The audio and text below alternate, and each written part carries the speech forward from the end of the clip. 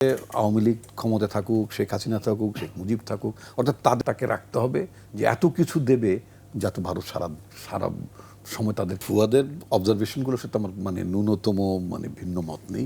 এগুলো সবই সত্য ঘটনা। তো এগুলো ভারত সবসময় চেয়েছে আওয়ামী লীগ ক্ষমতায় থাকুক, শেখ হাসিনা থাকুক, শেখ মুজিব থাকুক, অর্থাৎ তাদের মতন করে তাদের একটা পোষ্য, তাদের একটা সোজা কথা, তাদের আজ্ঞাবাহী একটা সরকার বাংলাদেশে থাকুক। এটা জনগণের সরকার তারা কখনই চাইতো না।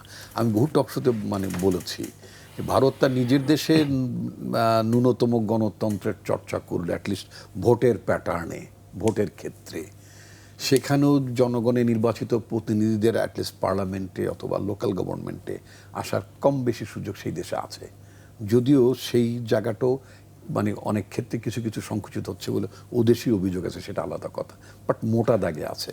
তা আমি বারবার একটা কথা তাদের উদ্দেশ্যে বলতাম যে আপনি আপনার দেশের জনগণকে যেভাবে ভোটাধিকার থেকে বঞ্চিত করেন না মোটা দাগে, তো বাংলাদেশের জনগণকে আপনি ভোটাধিকার থেকে বঞ্চিত যে সরকারটি করছে তাকে কেন পৃষ্ঠপোষকতা করেন? তার কারণ হচ্ছে যে ওই যে শেখ হাসিনা মতো একটা সরকার তাকে রাখতে হবে যে এত কিছু দেবে যাতে ভারত সারা সময় তাদেরকে মনে রাখবে। এখন যে শেখ হাসিনা নাই বলে তাদের যে মনোকষ্ট, মনোবেদনা, সেগুলো সব আছে।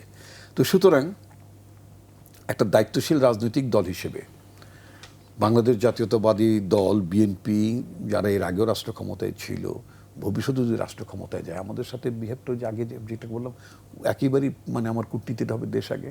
জি, আপনারা সবসময় বলছেন যে সমান মর্যাদার ভিত্তিতে হতে হবে দ্বিপাক্ষিক সম্পর্ক। অফকোর্স দেশ আগে, দেশের স্বার্থ রক্ষা করে যাবতীয় চুক্তি করা হবে, সম্পর্ক রাখা হবে। দেশের স্বার্থ বিরোধী যা কিছু হয়েছে সেগুলো বর্জন করা হবে, সেগুলো বাতিল করা, সেগুলো রিভিউ করা হবে নিঃসন্দেহে।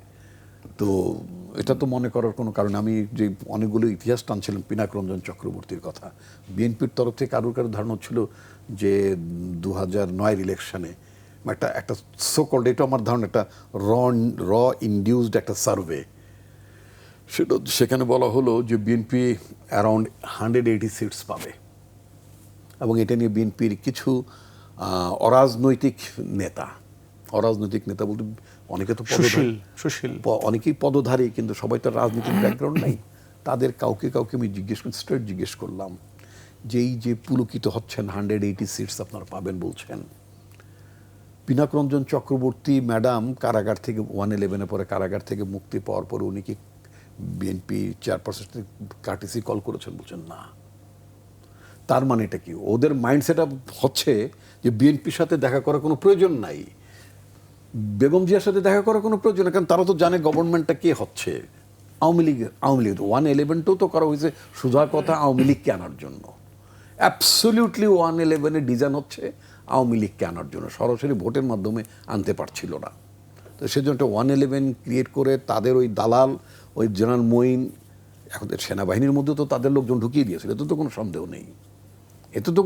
নেই, এগুলোর বারবারন্ত হয়েছে, এতে কোনো সন্দেহ নেই।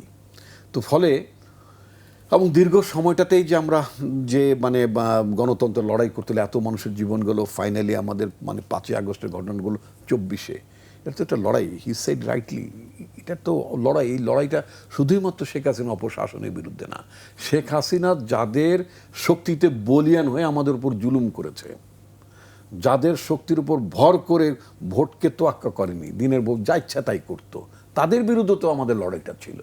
তাদেরকেও তো আমরা পরাজিত করেছি, এতে তো কোনো সন্দেহ নেই।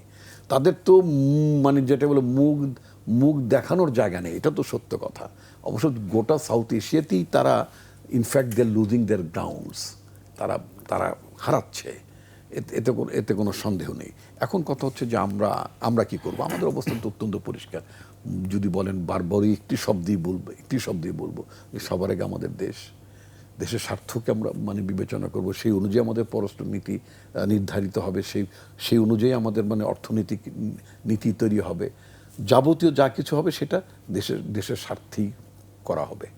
এবং আর যেটা আপনি শুরুতেই যে আপনার প্রারম্ভিক উপস্থাপনা যেটা বলেছেন, এটা আমি মনে করি যেই শক্তিটি মনে করে যে বিএনপিকে ক্ষমতা আসতে দেওয়া হবে না, এটা একটা অলিক স্বপ্ন, সেই স্বপ্ন থেকে এক ধরনের concerted campaign both locally and রিজিওনালি বলতে আমি ইন্ডিয়াকে বলতে চাই। আমি বিবিসির প্রতিবেদনটা হ্যাঁ, তো করেছি আর কি, বিবিসির যে প্রতিবেদন আমাদের না, হ্যাঁ, যে তারা তো ওইগুলো কি মানে আপনার এক্সাম্পল ওগুলো কি আপনাদের ওগুলো জায়গাটা reference সেই বলেছে? জায়গাটা পরিষ্কার করা, আপনি যেটি পরিষ্কার করলেন আর কি। খুবই স্পষ্ট এটা BNP as a nationalist party তার ন্যাশনালিস্ট আউটলুক থেকে কম্প্রোমাইজ করার কোনো জায়গা নেই।